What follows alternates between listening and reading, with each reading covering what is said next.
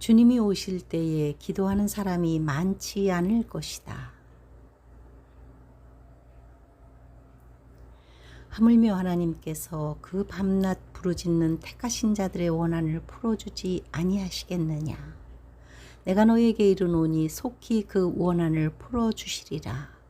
그러나 인자가 올 때에 세상에서 믿음을 보겠느냐. 과부와 불의한 재판관의 비유에서 강조하는 메시지는 항상 기도하고 낙심하지 않는 것이다. 왜 낙심하는가? 기도의 응답이 없다고 생각하기 때문이다. 항상 기도하고 낙심하지 않는 일이 말처럼 쉬운 것이 아니라는 의미이기도 하다. 주님은 이 말씀을 인자가 오는 상황과 결부시키고 있다. 그때에도 기도하지 않는 신자들도 있고 기도하지만 낙심하는 신자들이 있을 것을 묘사하는 것처럼 보인다. 주님을 기다리던 신자들과 나팔을 불던 다수의 영미권 파수꾼들이 이제는 보이지 않는다.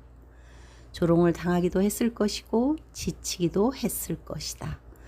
많은 도움을 받기도 전에 사람들도 일순간에 말을 바꾸어서 상처를 받기도 한다. 가장 단순한 사실은 말이 사람을 죽인다는 것이다. 말에는 막강한 힘이 있어 사람의 감정을 짓밟지 않도록 해야 한다. 무례한 요구에도 마음의 평정을 잃지 않고 불쾌한 마음으로 대응하지 않는 것은 중요하지만 사람인지라 쉽지는 않다. 인자가 올 때 세상에서 믿음을 보겠느냐. 현대교회보다 믿음이 강조되는 때가 일찍이 없었다. 그럼에도 불구하고 주님께서는 왜 믿음을 볼 수 없을 것이라 말씀하시는가? 믿음이 있지만 부족하다는 것이다. 이 믿음은 주님께서 다시 오실 강림에 대한 믿음이다. 주님을 기다리는 믿음이 없다. 신자들의 다수를 차지하는 부류는 주님을 기다리지 않는다. 초대받은 사람은 많지만 오는 사람은 많지 않다. 주님을 기다리지 않으면 무엇을 바라보는가? 사람 중에 유일하게 물 위를 걸은 사람은 베드로였다. 하지만 그도 주님에게서 시선을 바다로 돌렸을 때 물에 빠져들어갔다. 바다는 세상을 상징한다. 주님을 바라보지 않으면 세상을 바라보는 것이다. 이따금 바라보는 것만으로는 충분하지 않다. 주님을 바라보는 일은 지속되어야 하고 그 믿음은 계속 유지되어야 한다. 주님을 기다리는 신자들이 있다. 그들에게 중요한 것은 항상 기도하며 낙심하지 않는 것이다. 왜 낙심하는가? 인자가 예상했던 것보다 늦게 오시기 때문이다. 택하신 자들은 과부처럼 밤낮 부르짖는다. 중간에 포기하지 않는다. 택하신 자들은 종말의 때에 결국 승리하는 사람들이다. 그가 큰 나팔 소리와 함께 천사들을 보내리니 그들이 그의 택하신 자들을 하늘이 끝에서 저 끝까지 사방에서 모으리라. 택하신 자들은 포기하지 않을 것이고 종국에 승리한다. 그러나 기다리는 과정은 결코 쉽지 않을 것이다. 인자가 올 때에 세상에서 믿음을 보겠느냐.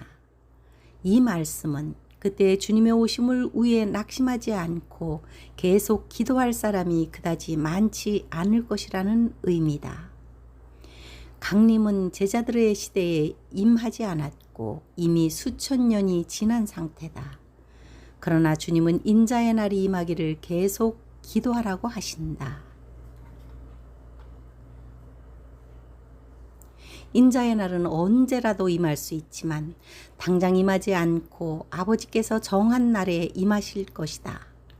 인자의 날에 대한 믿음은 상황에 개의치 않고 계속 갈망하며 끝까지 기도하는 것이다. 비록 그날이 더디어 올지라도 계속해서 기도하는 그들을 주님께서는 기뻐하신다. 그것은 주님께서 지시하신 말씀인데 순종하는 믿음이기 때문이다. 낙심하지 않는 비결은 광야의 단순한 삶을 그대로 인정하는 것이다. 마음이 가난한 자만이 그 길을 갈 수 있다. 광야는 고독하고 침묵만이 가득하지만 주님과의 교제로 이겨낼 수 있다. 고독과 침묵의 삶을 사는 것은 택하신 자들에게는 영적으로 유익하다. 택하신 자들은 물불을 가리지 않고 오직 주님만 바라보는 사람들이다. 우리의 1차 관심사가 자신을 챙기는 것이라면 주님의 나라에 합당하지 않을 것이다. 따라서 항상 기도하는 것만으로도 들림받을 확률은 높아진다. 오늘도 주님을 기다리며 하루를 보낸다. 빛나고 깨끗한 세마포를 준비하며 그리스도를 향한 일편단심으로 첫사랑을 보존한다. 두루마기를 보혈에 세탁하여 자기 옷을 지키고 성령으로 충만하라. 이러므로 너희는 장차 올 이 모든 일을 능히 피하고 인자 앞에 서도록 항상 기도하며 깨어 있으라.